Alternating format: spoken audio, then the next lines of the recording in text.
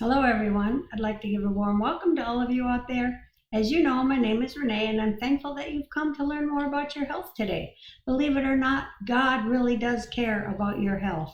Last year, just about anywhere you look, sickness and disease were on the rise.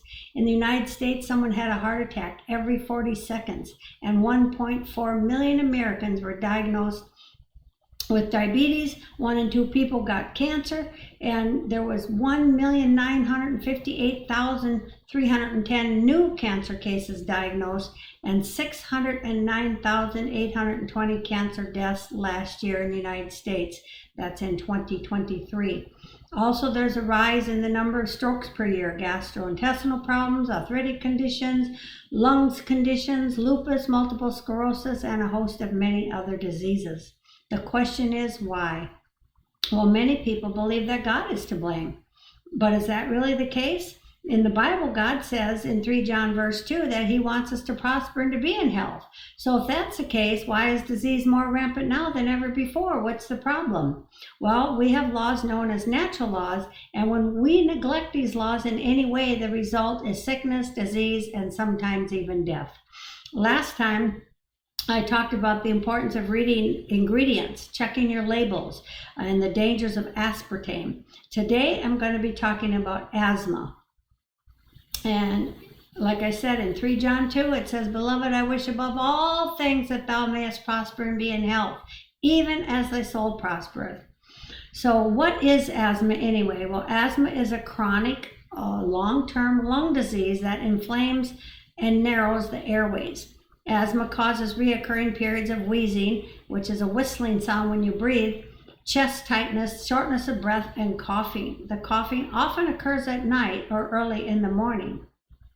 Now, here's some facts that were taken from the CDC website several years ago. About 23 million people, including almost 7 million children, have asthma.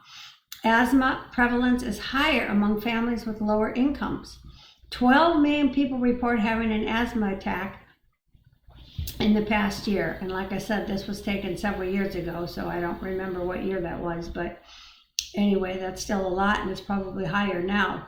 Asthma accounts for nearly 17 million physician office and hospital visits and nearly 2 million emergency department visits every single year.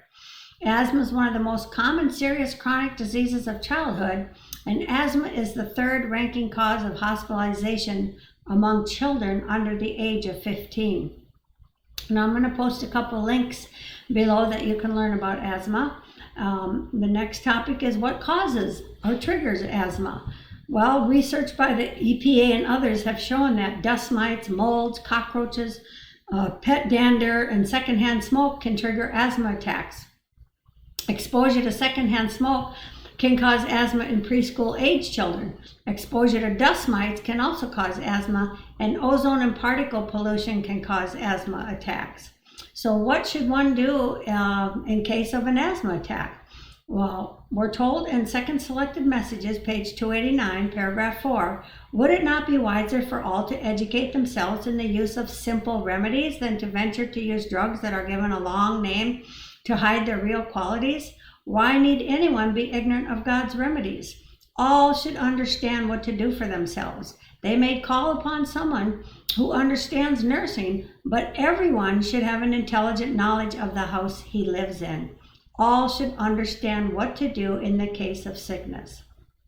So here's a remedy you can take. 2 cups of lemon juice, use fresh if possible, or get a Lakewood organic lemon juice in the bottle. It's a glass bottle, and that is pure organic, and it's just straight lemons. There's nothing else added, and it is excellent lemon juice. 2 cups of honey, get the best quality you can. 2 tablespoons of vegetable glycerin and 1 tablespoon of eucalyptus essential oil. You combine and mix that thoroughly, and you can take 2 to 4 tablespoons 3 times a day. For children, 1 to 2 tablespoons 3 times a day, of course, depending on their age.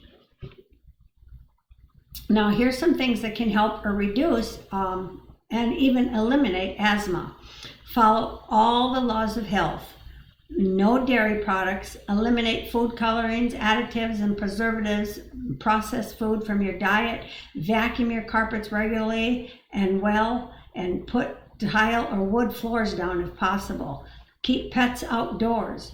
Do hot and cold alternative water fomentations to your back and chest area. That helps tremendously. You keep your head on your bed elevated 30 to 45 degrees at night when you're sleeping. Keep the windows of the bedroom cracked at least an inch for fresh air, no matter the weather. Rub the back and chest area with a mixture of 1/3 cup olive oil to 6 drops of eucalyptus and or peppermint oil. And you can use those oils also in a handheld nebulizer. Use 2 drops each oil mixed with a couple drops of water, and use the handheld nebulizer per the directions. Also go outside and do deep breathing exercises and pray, but that's last, but it's not least.